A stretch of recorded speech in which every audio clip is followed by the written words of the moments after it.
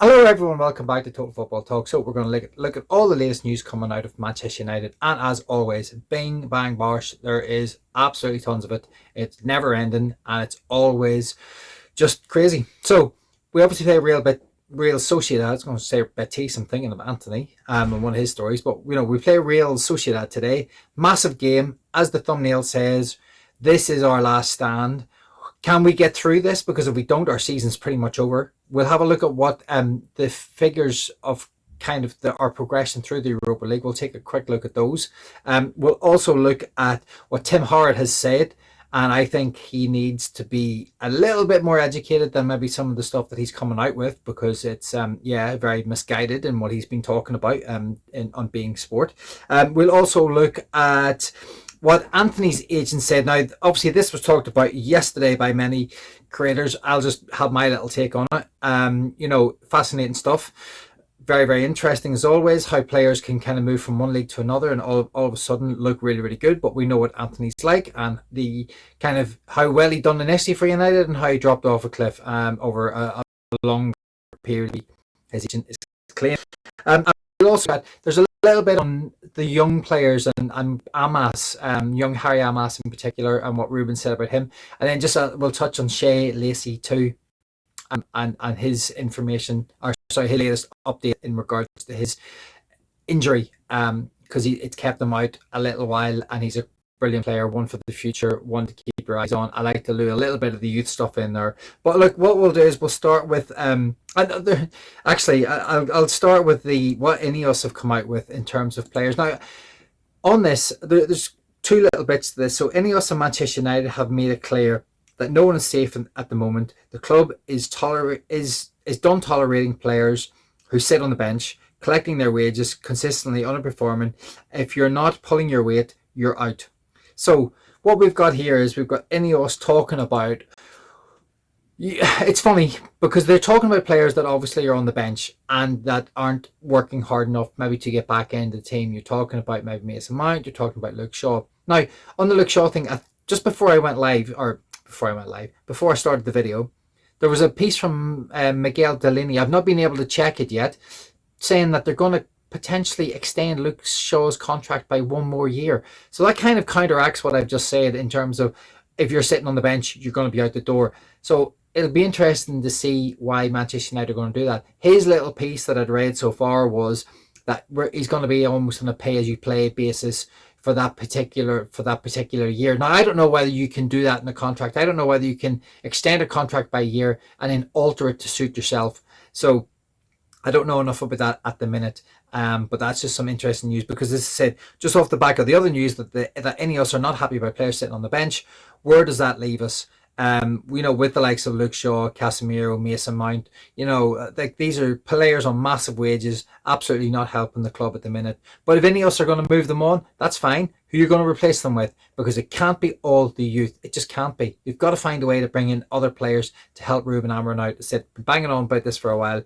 And so apologies for anyone listening to me on that one. Okay, guys, so thank you very much for joining me this morning. I'm Keith. I'm the host of this little channel. And if you're enjoying the content, if you could subscribe to the channel, it'd be absolutely amazing. We had a brilliant day yesterday on both subscriptions and viewing figures and comments. Thank you very much for everyone participating. The tribe is growing. I really, really appreciate it. As I said, please get your comments in this morning on anything that we do talk about. And we will move on to the next little bit on. And this was, I think this is Tim Howard and slightly a bit misguided. So he talked about the Glazers owning a football club. Excuse me. And he talked to, that some business to run it as you see fit, as he was to say. Now, I watched the clip. I've not watched the full interview, so I can't. Obviously, I've got to be careful about the context of this. But from the 1 minute 30 clip that is kind of doing the rounds, he does talk about that the Glazers have put money into the club. They've spent $1 billion buying the club, which obviously they haven't.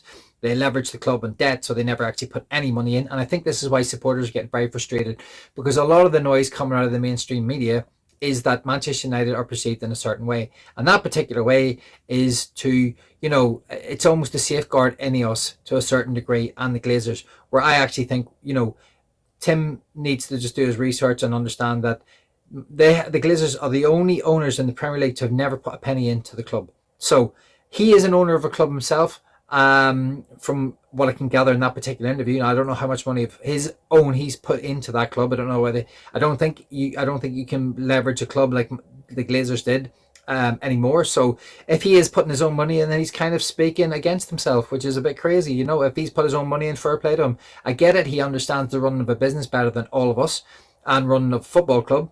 But a football club is a football club and it might be business. And if it is perceived as being both, then how do we operate? Because you can't just do what the Glazers are doing and lose money and not sort of take all the money out of the club and leave us absolutely high and dry. It's unbelievable. And just talk, we'll go on to the next little bit. So we're talking about money.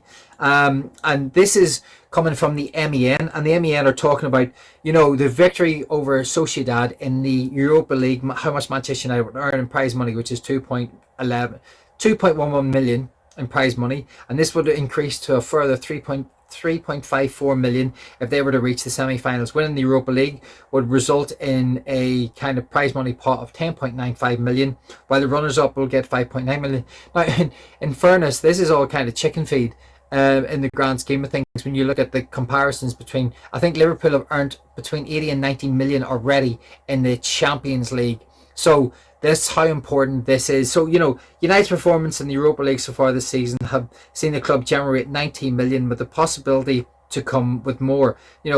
Participation in the tournament saw United automatically receive 4.3 million, plus a further 1.75 million, for qualifying for the last 16. So this is important that we actually stay in this competition for the money. We need to bring in we need to be bringing in this money to help us sustain, just to survive. This isn't even helping us grow, I don't think. I think this is just survival money.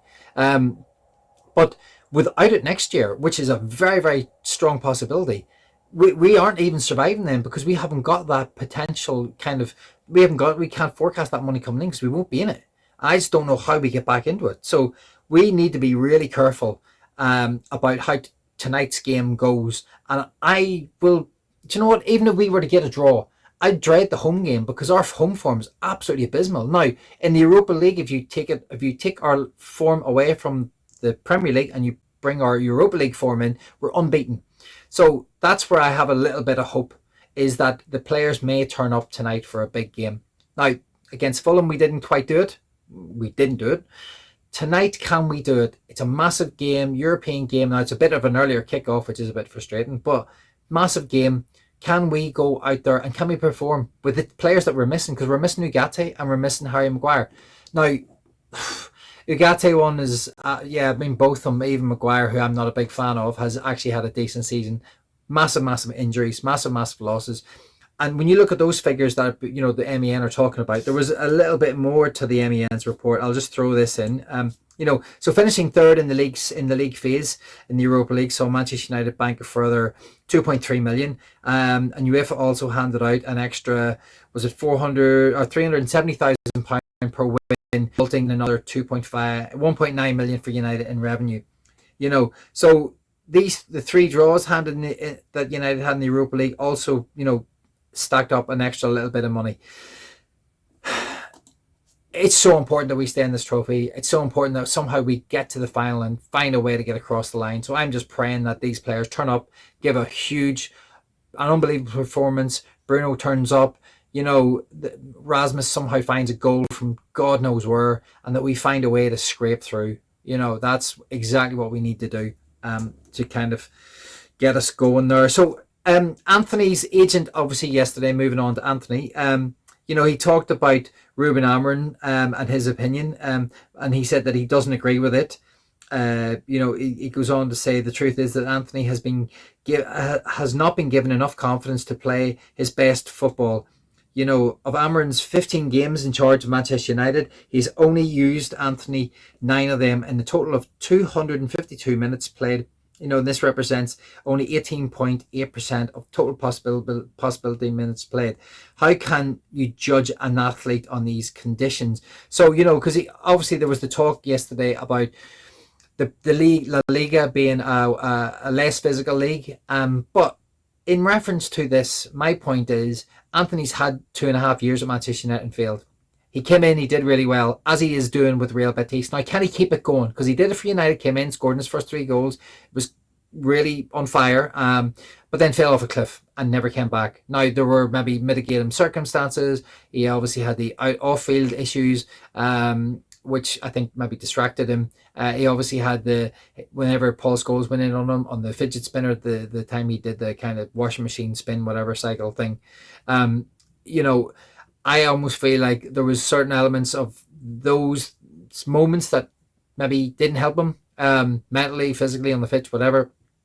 Now, can he keep it going at Real Betis? Because the agent's kind of building him up here. And now it's on Anthony. He's putting the pressure on Anthony to be able to keep going and become the best one of the best players in La Liga. And if he does, that will hopefully allow more clubs to come in and generate a bidding more, and we will potentially get some more money from him.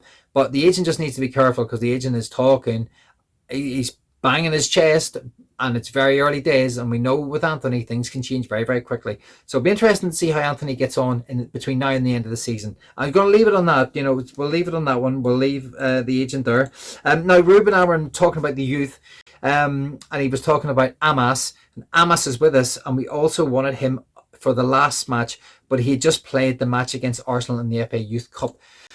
Amas is a very interesting player. He's very good going forward. I think from the physicality side of things, he needs to work on some things. But obviously he's 17, he's really young. Again, another young player, but he may get a chance tonight. I don't think he'll start. I think, Dogger will start on the left and Dallo will probably start on the right. But he has got the credentials to potentially do very well. And he may get opportunities between now and the end of the season. And I hope the kid does, because he's a very, very good talent, especially going forward. And I'd love to see him do well. As well as all the other young players out there. But it's nice that Rubin Amorim is kind of taking an interest in him and the youth. And let's see where they go. And speaking about the youth, and we'll go into the last little bit. So Shaey Lacey had picked up another injury to the extent because he'd been out for a little while. But now we understand that Shaey Lacey has participated in physical sessions today. United won't want to rush him too soon, but they will take their time so we can bring him back. Huge positives that participating in some of these physical activities this quick. Still too early to kind of say how bad, what the extent of the injury is, but we will kind of look forward, for better initial scars. Shaey Lacey's a brilliant player. I've seen him in the youth quite a few times. Well worth a watch. Very, very skillful. Phil Foden-esque type player. Not messy, but he dribbles well and he loves to create space. Very, very great, very, very good talent. Hope the kid can come through the injuries, and he's one for the future. Just wanted to bring that in right at the end.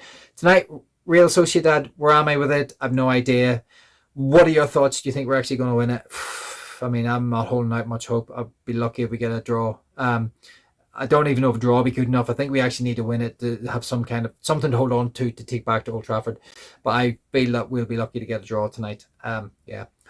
And I'll leave it on that. We'll do a match reaction after tonight. Thank you very much for listening. I'm Keith. If you'd hit me a like and subscribe on the way out, I'd really appreciate it. And I will see you tomorrow. And out.